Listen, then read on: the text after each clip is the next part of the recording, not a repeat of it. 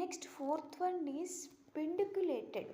It is nothing but it is attached to the uterus by a stalk ద్వారా యూట్రస్కి అనేది attach ఉంటుంది ఈ ఫైబ్రాయిడ్ అనేది.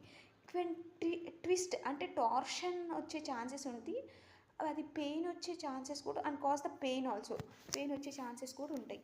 దీంట్లో ఏమేమి రిస్క్ ఫ్యాక్టర్స్ ఉంటాయి అంటే, రిస్క్ ఫ్యాక్టర్స్ మేజర్గా వచ్చి ఏజ్ గ్రూప్ అనేది 30 to 50 ఇయర్స్ ఉన్న వాళ్ళల్లో ఈ వచ్చే ఛాన్సెస్ ఉంది.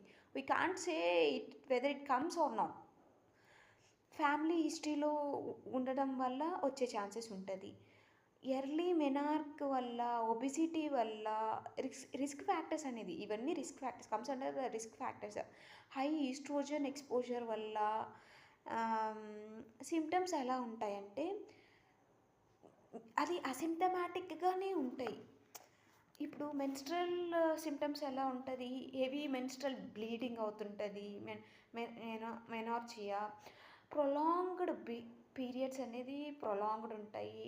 ప్రెషర్ సిమ్టమ్స్ అనేది పెల్విక్ పెయిన్ ఉండొచ్చు, యూరినరీ ఫ్రీక్వెన్సీ కానీ, కాన్స్టిపేషన్ కానీ, రీప్రొడక్టివ్ ఇష్యూస్లో ఇన్ఫర్టిలిటీ కానీ, రికరెంట్ మిస్క్యారేజెస్ కానీ, బల్క్ సిమ్టమ్స్ కానీ, ఎన్లార్జ్డ్ అబ్డోమెన్ కానీ,